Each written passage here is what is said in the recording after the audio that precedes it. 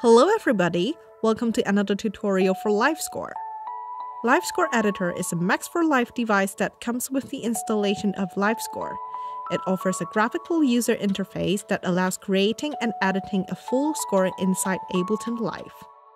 In this video, we will show you how you can create a score from MIDI clips in your Ableton Live session. This process involves the LiveScore viewer. If you're not sure how to use it, please watch the video first. Let us start from an arrangement of What a Wonderful World. This live set is in the course materials, available for free download in the link below. Now, let's create an empty MIDI track and rename it Master. A master track is always recommended for the full score so we don't mess up with other tracks with existing MIDI clips. Now go to User Library and drag the LiveScore Editor device into the track. Clicking on Open Editor, we will see the graphical user interface for editing later. Here it asks you to create a new score, but that's not necessary for our purpose now. Let's close the pop-up window and go to our first track with MIDI clips. We will need the LiveScore viewer device to import clips into the full score. Drag the LiveScore viewer device into the track and select the MIDI clip here. Good.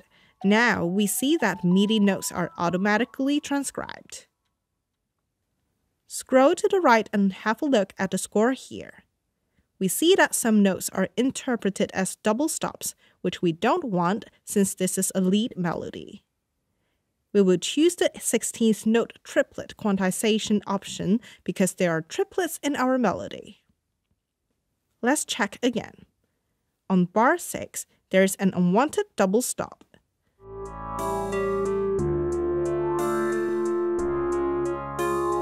This could be an error from our earlier recording. Delete the unwanted note and the score is fixed. We will repeat this until the whole score is shown with the desired rhythms. We don't have to worry about key signature and clef. These are automatically interpreted by the editor during the import. Now let's import this into the full score. Here is an important step. Highlight the area that covers all the MIDI clips in the track until the very beginning of the music. Right-click and click on Consolidate. This is important because we want all the clips to align correctly in the full score. We see that now the score in the viewer has shifted by 2 bars, allowing space for the intro from the other tracks. Now it is ready for import. Click on the circle next to Add Staff because we want to import the music into a new staff. Click on Open in Editor. Now the editor window from the master track has popped up and we see that there's a first staff of music we just imported. Let's do the same for the keys track. Highlight the area again and click on Consolidate and check the score again. We would eventually want this on a grand staff, but the grand staff option here breaks the triplets. No worries, since we can tweak this in the editor later. Let's click on the Add Staff circle again so that the music doesn't overwrite what we have added to the score. Click on Open in Editor, and we see that the keys section has been added to the score and aligns with the lead melody. Now the editor has assigned the bass clef for the part, but we want a grand staff for the music. Here's a trick. Let's press Shift 2 to go to the Staff Manager. Now, for the second staff, on the right in the Style column, click on Clef Designer. This is an advanced tool for create custom clefs. In the Select Clef menu, let's choose FG. Now, the staff is displayed with the FG clef, which is essentially one single staff, but looks like a pair in a grand staff. We will discuss about the other advanced functionality of the Staff Manager in another tutorial. We also see that the lead melody was interpreted with the wrong key signature. Let's go to Staff Manager again and select F major for it. Now it is fixed. Now let's save the score by clicking File from the menu, and then Save Score As. If we click on the other save score, normally the score will be saved in the live set.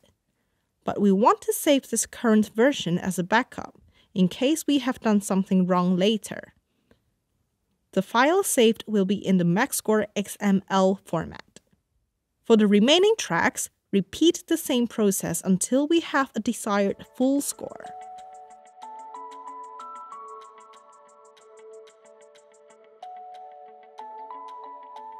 Here, for the bass guitar, we would want to choose the F8 VB option in the clef designer so it displays according to the norm.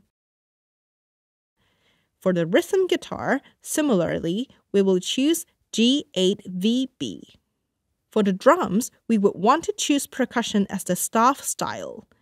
Now, since every drum rack in Ableton Live is set up differently, we will need to set up the percussion map according to our MIDI pitches.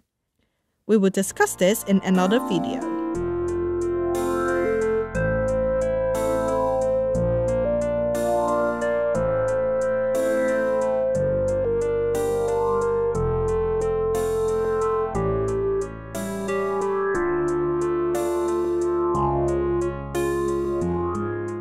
Now let's save the score again by clicking Save Score As so that we can always access it even outside Ableton Live.